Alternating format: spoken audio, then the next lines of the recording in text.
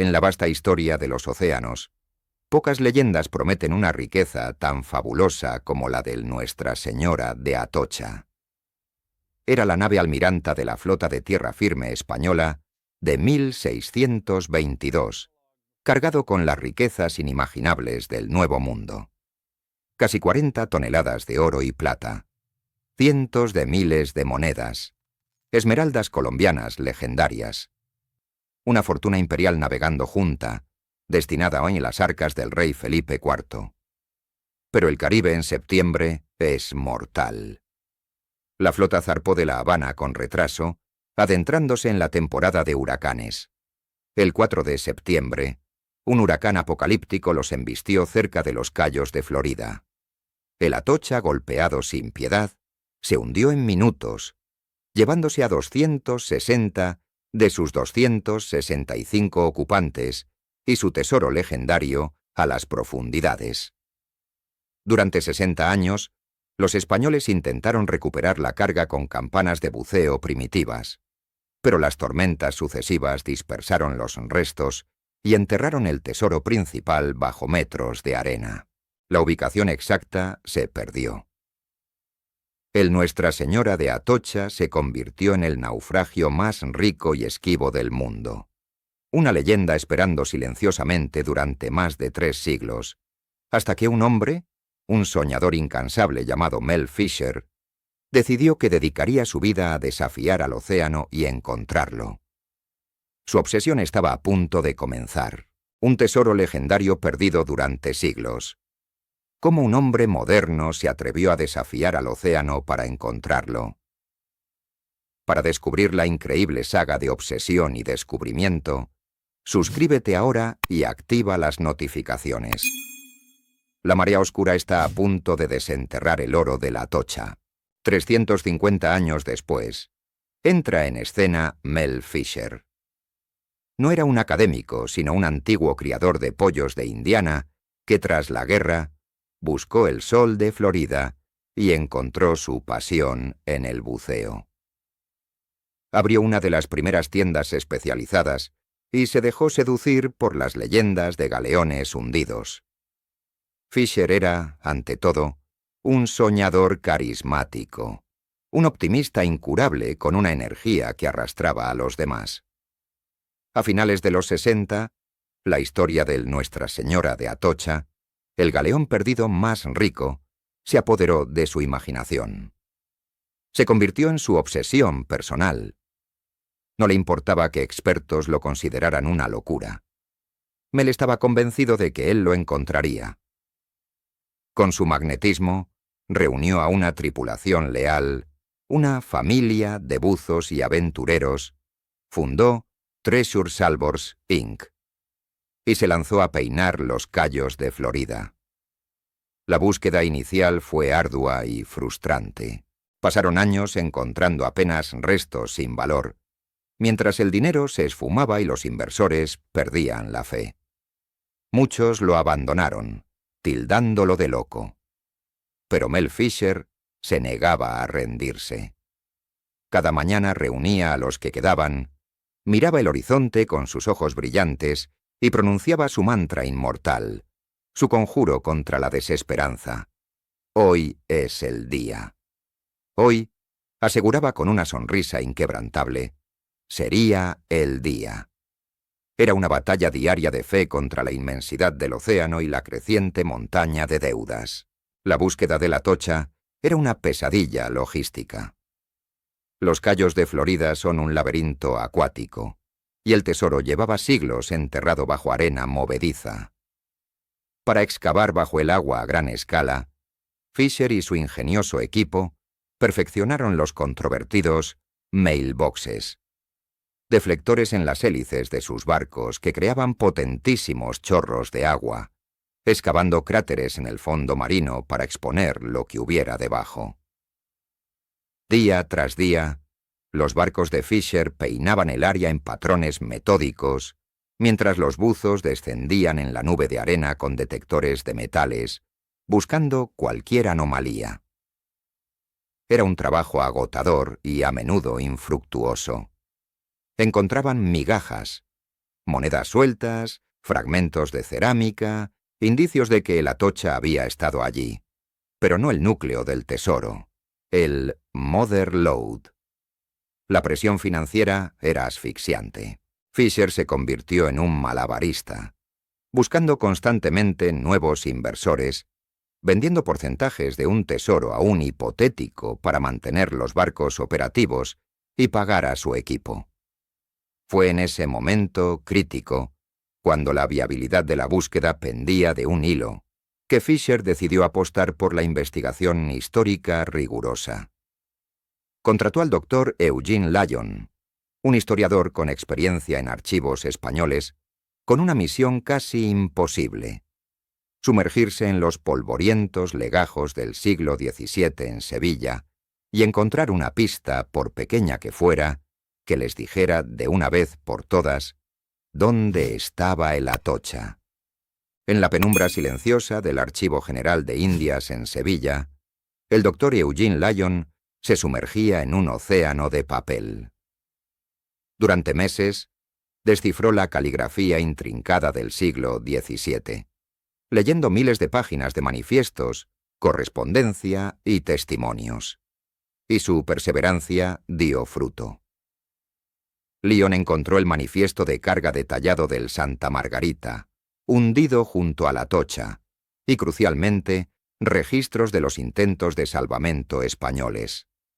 Estos documentos describían las operaciones de buceo y mencionaban puntos de referencia geográficos. Entre ellos destacaba uno: el Cayo del Marqués. Lyon supo que se refería a los Cayos Marquesas, al oeste de Key West. Era la primera localización concreta en más de 3 siglos. La noticia revitalizó al equipo de Fisher. Concentraron sus esfuerzos en las aguas alrededor de las Marquesas. Pero un error inicial en la interpretación los llevó a buscar 2 años en el lado equivocado, al este de los Cayos, en lugar del oeste. La frustración volvió. Lyon, revisando los textos, descubrió la falla. La referencia era al oeste. Corrigieron el rumbo, y casi al instante las señales aparecieron. En 1973 hallaron los primeros 3 lingotes de plata. La emoción fue indescriptible. En 1975, Dirk Fisher, el hijo mayor de Mel, encontró 5 magníficos cañones de bronce con las marcas de la Atocha. Ya no había duda. Estaban sobre el rastro principal. El mundo empezó a creer. El tesoro parecía al alcance, pero el destino aún guardaba su golpe más cruel. La euforia por el hallazgo de los cañones duró poco. El 13 de julio de 1975, la tragedia golpeó al corazón del equipo y de la familia Fisher. Uno de los barcos de apoyo, el Northwind, que servía como dormitorio flotante, volcó repentinamente durante la noche mientras estaba anclado. La causa: una bomba de achique defectuosa que falló silenciosamente, permitiendo que el agua inundara el casco hasta que perdió la estabilidad. A bordo dormían 3 personas: Dirk Fisher, el hijo de 21 años de Mel, líder carismático de los buzos y quien había encontrado los cañones; su joven esposa, Ángel, y el veterano buzo Rick Gage. Quedaron atrapados bajo el casco invertido y murieron ahogados. Mel Fisher, que estaba en otro barco cercano, llegó a la escena solo para encontrar la quilla volcada y a su hijo y nuera muertos. El golpe fue devastador. Perder a Dirk, su heredero en la búsqueda, casi lo destruye. Muchos pensaron que abandonaría, que el precio ya era demasiado alto, pero subestimaron la resiliencia de aquel hombre. Tras el funeral, Mel reunió a su equipo destrozado. Con la voz quebrada pero la mirada firme, les dijo que encontrarían el Atocha por Dirk, Ángel y Rick. Su dolor no lo detuvo, lo transformó. La búsqueda se convirtió en una misión sagrada, una deuda de honor con los caídos. Mientras tanto, la batalla legal con el estado de Florida continuaba, consumiendo recursos y energía. Pero Fisher, ahora impulsado por una determinación forjada en el dolor, se negó a ceder en ninguno de los dos frentes. La búsqueda del tesoro más grande del mundo continuaba, ahora con el peso añadido de la memoria y la promesa. La batalla legal contra el estado de Florida se prolongó durante 8 largos y desgastantes años, consumiendo millones de dólares en honorarios de abogados y generando una enorme incertidumbre sobre el futuro de la operación. Florida argumentaba que el Atocha, al yacer en sus aguas territoriales, era patrimonio del Estado.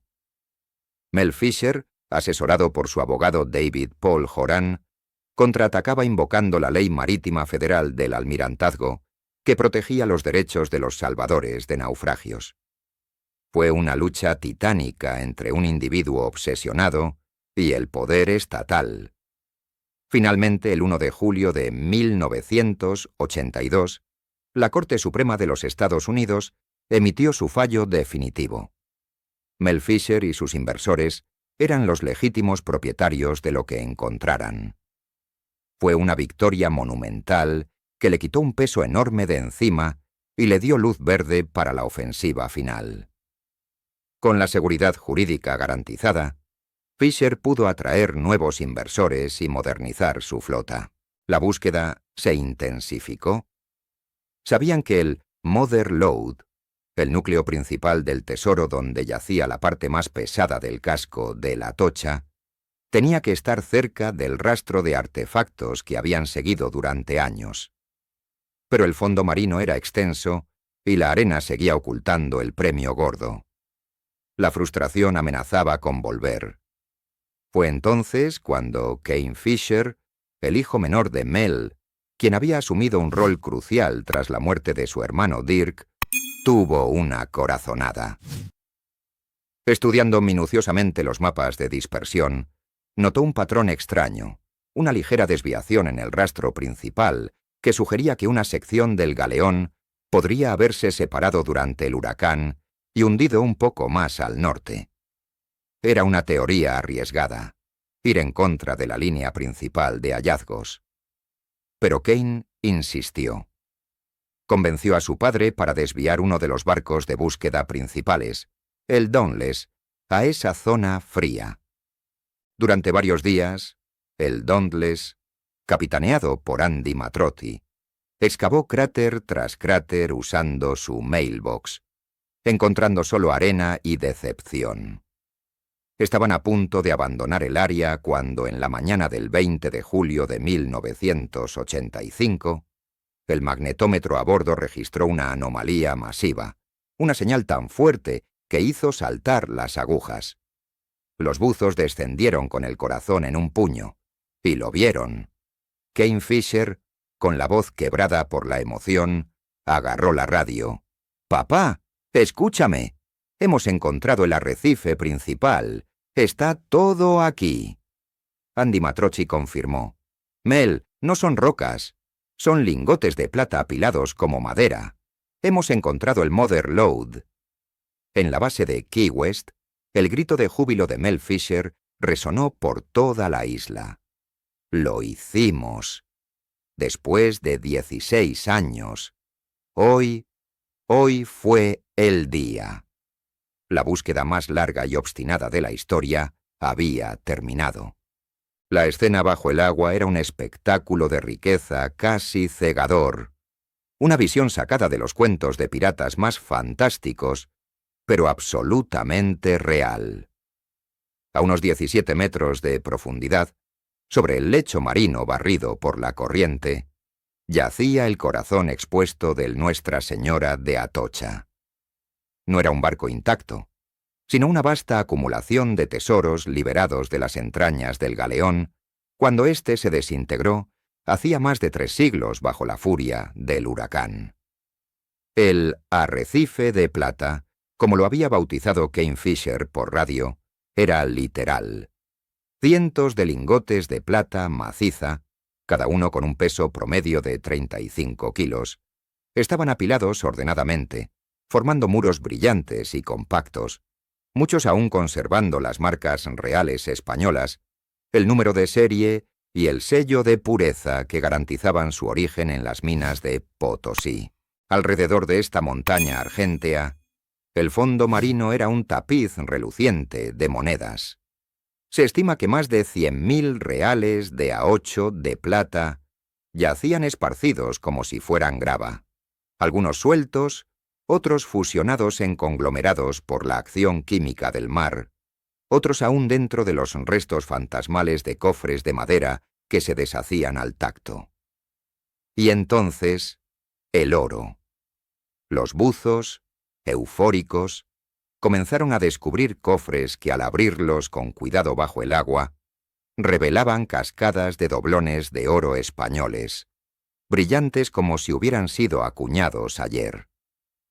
Encontraron cadenas de oro macizo de una artesanía exquisita, algunas tan largas y pesadas que eran claramente símbolos de estatus para la nobleza a bordo. Objetos religiosos de oro, como cruces pectorales y relicarios, a menudo incrustados con esmeraldas de un verde profundo y brillante, y artefactos de una belleza asombrosa, platos de oro, copas e incluso utensilios cotidianos como tenedores y cucharas, todo de oro puro. Y las esmeraldas. Dentro de bolsas de cuero descompuestas, hallaron cientos de esmeraldas colombianas en bruto, de todos los tamaños, algunas de una calidad y tamaño excepcionales, consideradas entre las más finas del mundo, brillando en la arena como carbones verdes incandescentes. El valor total del hallazgo era asombroso, superando los 400 millones de dólares de la época, convirtiéndolo instantáneamente en el tesoro submarino más valioso jamás recuperado hasta entonces. Los buzos, hombres rudos acostumbrados al trabajo duro, lloraban de emoción dentro de sus máscaras, recogiendo monedas de oro a puñados. Mel Fisher, el eterno optimista, había cumplido su promesa. Había encontrado el dorado bajo el mar. El descubrimiento catapultó a Mel Fisher y a su equipo, los Golden Crew, a la fama mundial y a una riqueza instantánea. De ser considerados excéntricos, quizás charlatanes, pasaron a ser héroes, la encarnación del sueño americano de encontrar fortuna a través de la perseverancia y la audacia contra todo pronóstico. Key West, la pequeña y bohemia isla en el extremo sur de Florida, se convirtió de la noche a la mañana en la capital mundial de la caza de tesoros. Hordas de periodistas de todo el globo, cámaras de televisión, curiosos y aspirantes a cazafortunas, descendieron sobre la isla, transformando su atmósfera relajada en un hervidero mediático. Pero la recuperación del tesoro fue solo el comienzo de un nuevo y complejo capítulo. La logística para extraer, transportar de forma segura, conservar científicamente y catalogar las más de 150.000 piezas recuperadas, desde monedas individuales hasta cañones de bronce de varias toneladas, fue una tarea monumental que duró años y costó millones. Cada pieza tuvo que ser sometida a laboriosos procesos de electrólisis en los laboratorios de Treasure Salvors para eliminar siglos de concreción marina y estabilizar los metales preciosos, evitando que se desintegraran al contacto con el aire. La seguridad se convirtió en una operación de nivel casi militar para proteger el tesoro de los piratas modernos. Y la división del botín entre los cientos de inversores grandes y pequeños que habían apostado por Fisher durante los largos años de vacas flacas fue un proceso legalmente intrincado y, en ocasiones, tenso. Sin embargo, Mel Fisher demostró ser más que un simple buscador de oro. Fiel a su promesa de compartir su hallazgo con el mundo, invirtió una parte significativa de la fortuna en la creación del Mel Fisher Maritime Museum en Key West. El museo, que abrió sus puertas en 1992, no solo exhibe las piezas más espectaculares del Atocha y del Santa Margarita, cuyo tesoro principal también encontraron poco después, confirmando la precisión de los documentos de Lyon, sino que también alberga laboratorios de conservación de última generación y se dedica activamente a la educación pública sobre la historia marítima de Florida y la importancia de la arqueología submarina. Se convirtió en un icono de Key West, el hombre que persiguió un sueño imposible durante 16 años y lo hizo realidad, sacando a la luz no solo un tesoro, sino un capítulo fascinante de la historia hundida. Durante la larga y a menudo frustrante búsqueda de la Atocha, en los años previos al gran descubrimiento, ocurrió un hallazgo inesperado que, aunque eclipsado por el brillo del oro español, añadiría una capa de profunda importancia histórica al legado de Mel Fisher. En 1972, mientras exploraban una zona basándose en pistas preliminares sobre el Atocha, el equipo de Fisher detectó con sus magnetómetros los restos de otro naufragio antiguo. Al principio, la emoción dio paso a la decepción. Los artefactos recuperados, fragmentos de cerámica inglesa, pipas de arcilla, algunas armas, no encajaban con un galeón español del siglo XVII. Parecía otro callejón sin salida en la inmensa búsqueda. Sin embargo, a medida que los buzos exploraban más a fondo el sitio, comenzaron a encontrar objetos mucho más sombríos y perturbadores. Grilletes de hierro, de los tipos utilizados para encadenar a seres humanos en las bodegas de los barcos. Miles de pequeñas cuentas de vidrio de colores, conocidas por ser usadas como moneda de cambio en el comercio de esclavos en la costa de África Occidental. La naturaleza del naufragio se volvía dolorosamente clara. La confirmación final llegó cuando encontraron la campana de bronce del barco, milagrosamente intacta. La inscripción era legible: Henrietta Marie 1699. Habían encontrado por pura casualidad el pecio identificable más antiguo conocido de un barco negrero que se hundió en aguas americanas. El Henrietta Marie, un barco mercante inglés, se había hundido mientras regresaba de Jamaica a Inglaterra, tras haber completado su brutal travesía transportando esclavos africanos al Caribe. Era un descubrimiento de una trascendencia histórica inmensa, aunque escalofriante. Mel Fisher, aunque su objetivo principal seguía siendo el tesoro de la Atocha, comprendió inmediatamente la importancia de este hallazgo. A diferencia de lo que harían otros cazadores de tesoros, no lo ignoró ni lo destruyó. Cooperó activamente con arqueólogos y museos, permitiendo que el sitio fuera excavado y estudiado con rigor científico. Los artefactos recuperados del Henrietta Marie se convirtieron en la base de una poderosa exhibición itinerante que viajó por todo Estados Unidos, educando a millones de personas sobre la brutal realidad del comercio transatlántico de esclavos. Este hallazgo accidental demostró que la búsqueda de tesoros, cuando se hacía con un mínimo de responsabilidad, podía también desenterrar capítulos cruciales y dolorosos de la historia humana que el océano había intentado ocultar. Mel Fisher falleció en diciembre de 1998, a los 76 años, después de una valiente batalla contra el cáncer. Murió como había vivido, luchando hasta el final, aferrado a la vida con la misma tenacidad con la que se aferró a su sueño durante 16 años. Su vida fue una verdadera odisea del siglo XX, una epopeya de aventura, riesgo, innovación, tragedia personal y triunfo final. Fue un hombre definido por una palabra: perseverancia. Persiguió una leyenda que todos consideraban una quimera inalcanzable.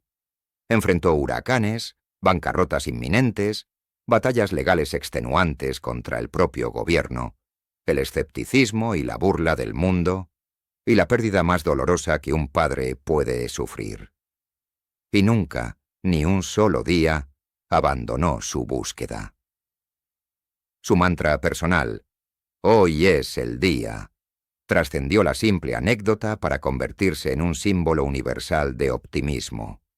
de la fe inquebrantable en la posibilidad de lo imposible, incluso cuando todas las evidencias apuntan en contra. La historia del Nuestra Señora de Atocha y de Mel Fisher es un poderoso recordatorio de que los océanos son los mayores archivos sin catalogar de la historia humana, guardianes silenciosos de riquezas perdidas, tecnologías olvidadas y tragedias humanas. Y que a veces se necesita la visión, la tenacidad casi irracional y quizás un toque de bendita locura de un soñador como Mel para forzar al océano a revelar esos secretos. El tesoro de la Atocha, hoy brillante bajo las luces del museo en Key West, es mucho más que oro, plata y esmeraldas. Es el testamento tangible de un espíritu indomable, la prueba material de que las leyendas pueden cobrar vida si alguien se atreve a perseguirlas con suficiente pasión.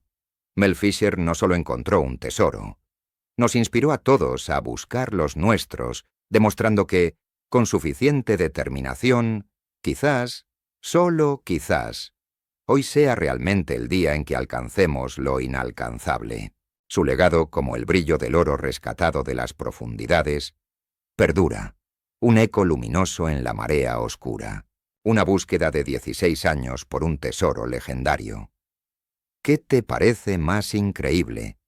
¿La perseverancia de Mel Fisher o la magnitud del tesoro encontrado? Deja tu opinión en los comentarios. Y si esta épica historia de aventura te fascinó, no olvides darle me gusta y compartirla.